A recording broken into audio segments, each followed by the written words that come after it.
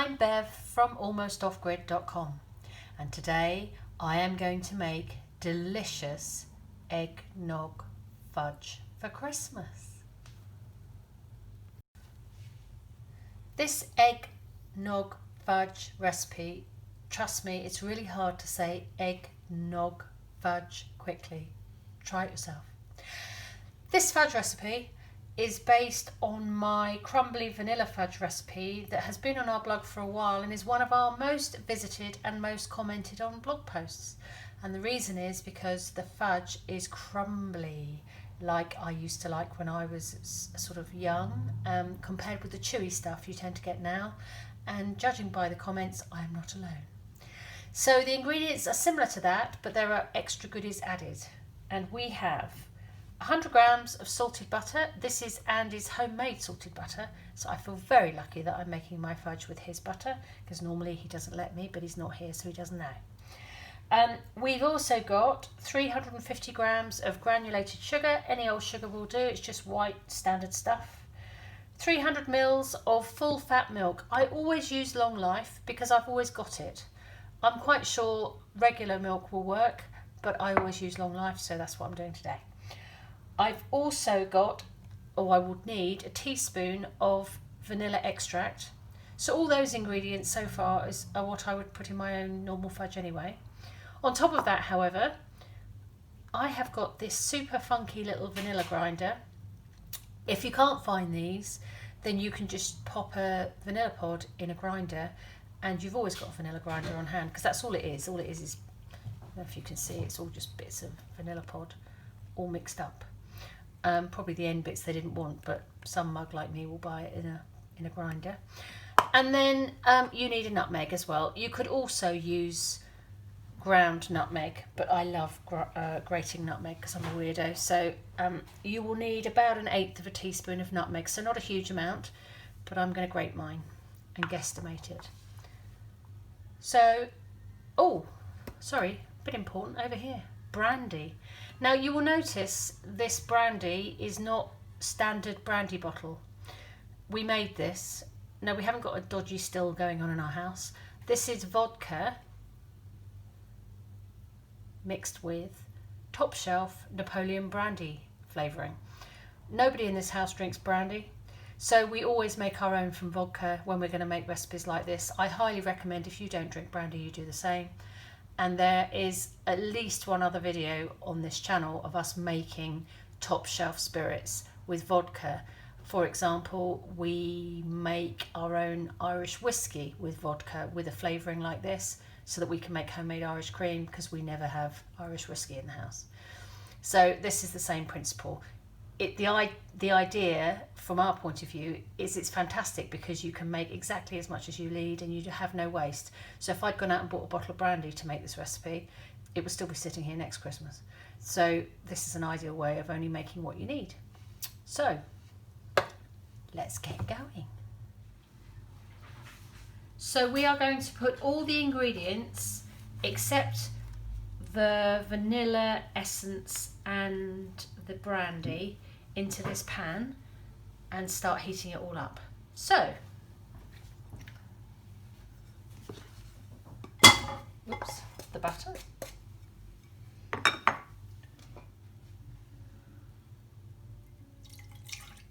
the milk. I recommend you use as heavy based a saucepan as you can find for doing this. I have found things catch when you're trying to heat them to a high temperature in thin bottom pans, but maybe that's just me.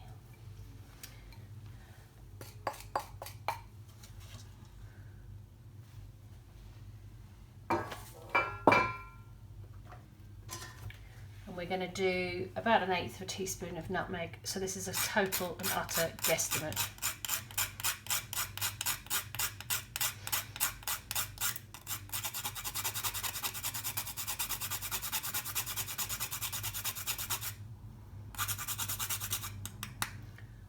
Eighth of a teaspoon, I reckon that's spot on. What do you think? Good. So we're going to turn up on the heat. We're going to heat it up slowly. We don't want the sugar to catch. in the pan. So we're stirring everything up, and the butter will melt and the sugar should dissolve. That's what we're aiming to do. I don't think you're going to want to stand and watch me do this for the next 5 minutes. So I will be back when everything is melted. What are you doing? I'm just making some fudge, dear. Oh, okay. It's a new one. We haven't had this one before. It is eggnog fudge. Oh! Welcome to my world with that thing. Back in a minute. So, I've been heating this up for a while. Now all the butter has melted and it feels like the sugar is dissolved. Obviously it's quite hard to tell that really, but you can't feel anything sort of granulated at the bottom anymore. So I think we're probably good to go. So what you're going to do now is turn up the heat. Now I will put the thermometer back on, which is what I had on earlier. It was a bit pointless really. It just made me look chefy. But now I actually need it, so I'll put it back on. And we are going to turn up the heat.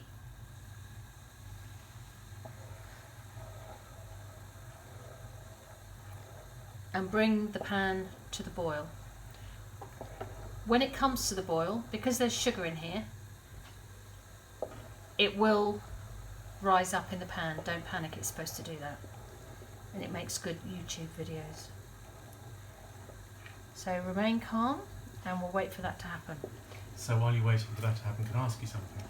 Yeah. Why do you like crumbly fudge so much? Because when I was small, I grew up in Eastbourne in East Sussex, and we used to go to a little village outside Eastbourne called Alfriston.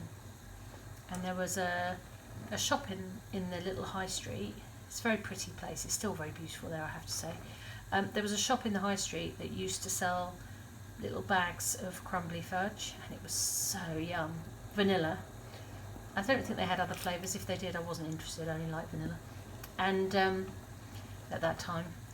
And I used to spend my pocket money on it. So we'd go to Alfriston. You know, on Sundays you go for a drive like you did in the 70s. And I'd buy a packet of fudge and then eat it on the way home. And you'd feel sick because it was so sweet. And you still didn't care, still ate it. See, it's rising in the pan now. So that's why. And I'll then stop distracting you now. Yeah, thanks. It looks quite important that I don't. Thanks very much. Woo, here we go. Right, okay.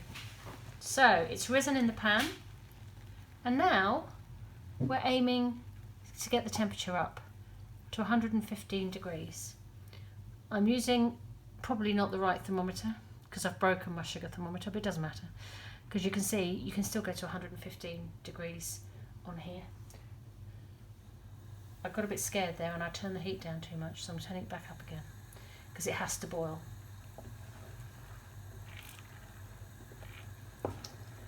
Ideally, you don't want this to catch.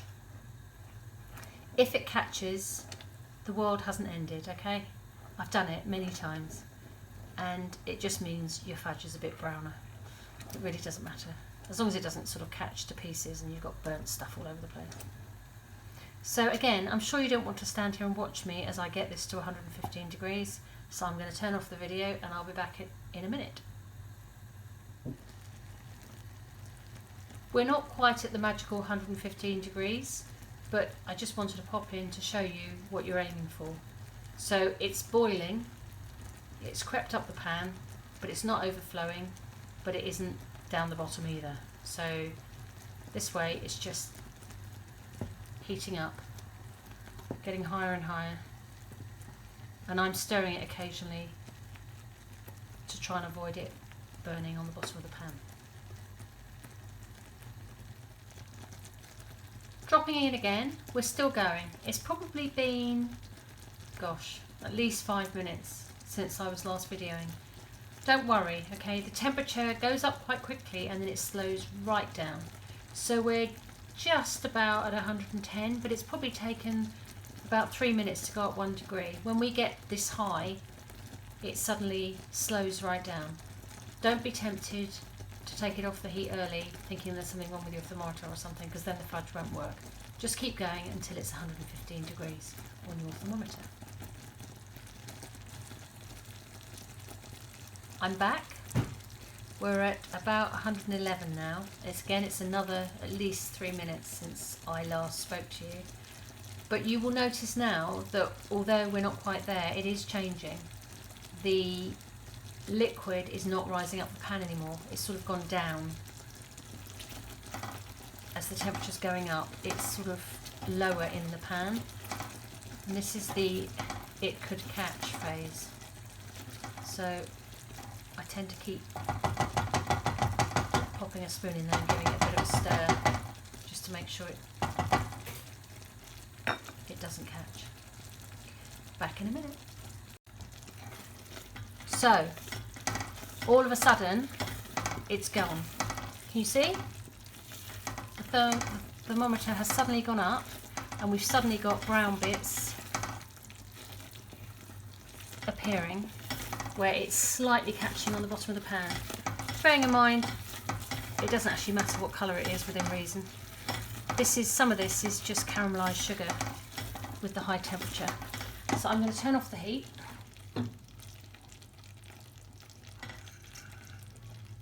Let it settle down for a couple of minutes.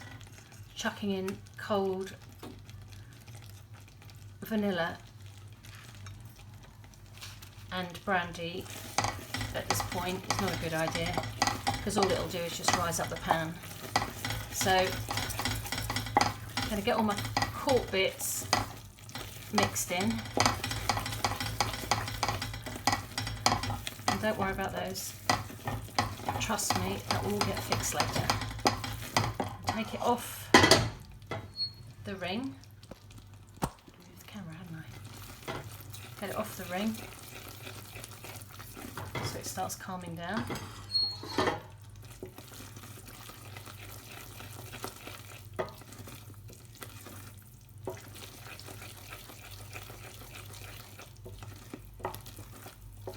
And I'm just giving it a good stir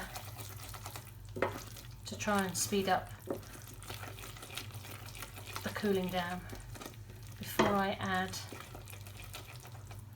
the vanilla and the brandy. So I've left it for a couple of minutes. I'm poking my nose in again. I'm coming from the lounge. That smells amazing. I can smell it in the lounge. What makes it smell so good? It smells like fudge. Yeah, it's the sugar, I think. I think it's the caramelising of the sugar that makes it smell so yum at this point. I'm going to grab a teaspoon and we're going to add a teaspoon of vanilla extract.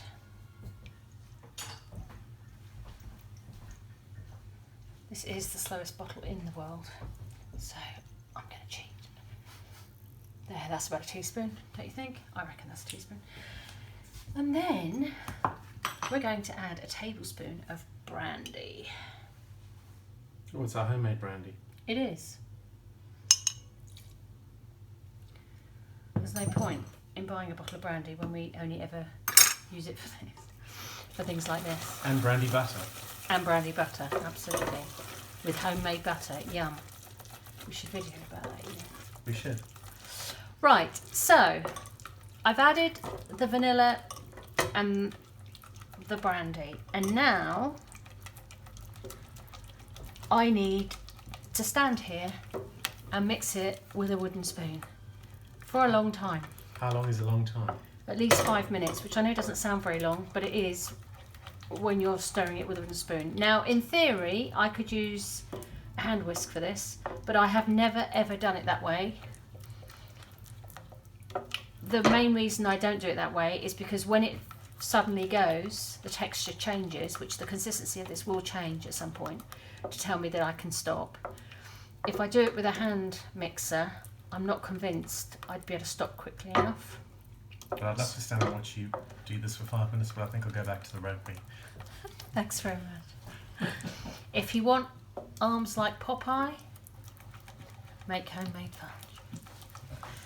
I'm sure you don't want to stand here or sit here or whatever you're doing watching me do this, so I'm going to turn off the video and come back when it's starting to change consistency.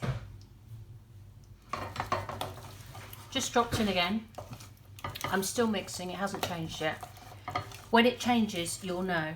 The consistency will change and it will become less glossy. But if you were to stop now, before that consistency change, you would have toffee, which is very nice, but it's not fudge.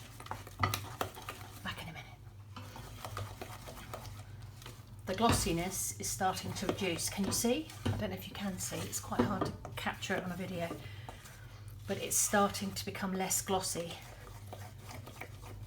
and more pasty.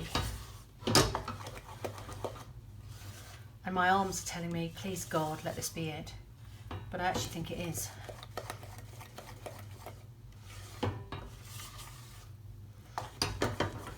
Almost. A bit more. So if you can see up the sides of the pan, we're starting to get fudgy looking stuff. Now, you see that? It's really changing. It's really becoming. I'm making sure I'm holding it in view of the camera. We're going fudgy. So, before it goes completely stiff, and impossible to manage, we're going to put it into a container. Back in a sec. Okay, so it really is starting to look quite fudgy. So I'm going to pour it into this little container that I make my fudge in. The way I prepared this container was by buttering it to try and avoid the fudge sticking too much.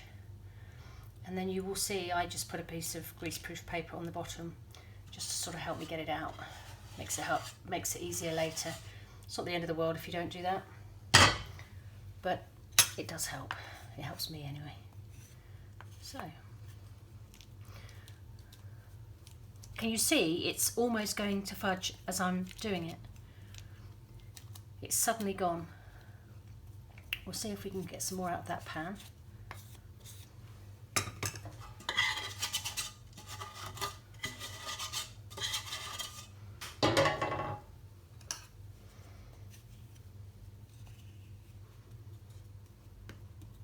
Right, I'm going to stop doing that now because it's going to affect the smoothness of the surface if I keep adding odd bits. So,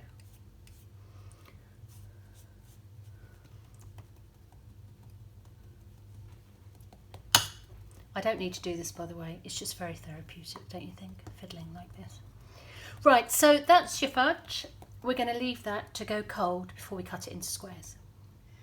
I am now going to cut this fudge into squares before it goes completely cold.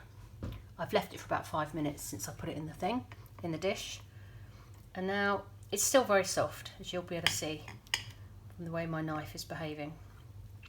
This fudge, as I've probably said about 10 times, is a crumbly fudge. So it's almost a cross between fudge and tablet. Only when I was a child in the south of England, I'd never heard of tablet. I didn't know what it was. Whereas my friends who grew up in Scotland pointed out to me that this was like tablet, and it sort of is really, except it's fudge.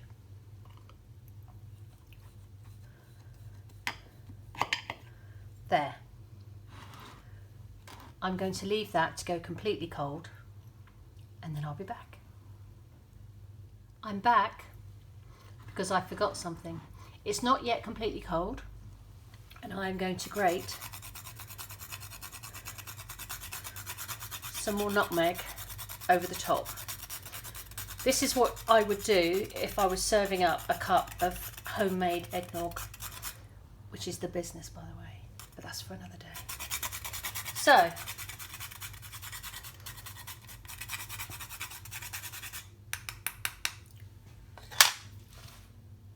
nutmeg on the top, and now we really are going to leave it until it's completely cold. Right, so it's a couple of hours later and the fudge is cold, but now I've got a fan oven on, so excuse the noise. We are having a play. We've made a Christmas ham. It's been brining for 3 days and it's boiled for 2 hours, and now it's in the oven, which is exciting. Anyway, so fudge, focus. This is now going to come out of here. And what I'm hoping, actually, what I'm going to do, look, it's so crumbly, I've just crumbled it. What a nana. Let's do a different way. Live on YouTube. Well, not live, really, but no pressure. Oi, oi.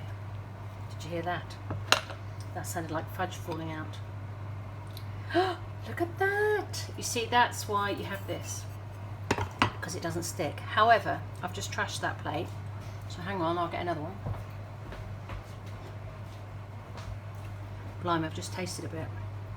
It's so good. So we're going to arrange all this. In fact, I'm going to turn you off while I arrange it nicely on the plate. Bear with. So, there we have it. Eggnog fudge. It's crumbly, a sort of cross between a fudge and a tablet, and it's flipping lovely at Christmas. Well, it's lovely all the time, really. I store it in an airtight container to make it last, because it'll last about a day in this house. But it does store for a little while. It's really lovely to give at Christmas time in little bags with ribbons on, or stocking fillers and those sorts of things. So, enjoy. If you like this video, please give us a video thumbs up, and please subscribe to our channel. We're trying to grow it, so it'd be fabulous if you would subscribe to our channel and share it with any friends you know who might like to make eggnog fudge. Perfect. And come and see us on our website, www.almostoffgrid.com, for more recipes, hints and tips for how to make your own everything at home. See you soon.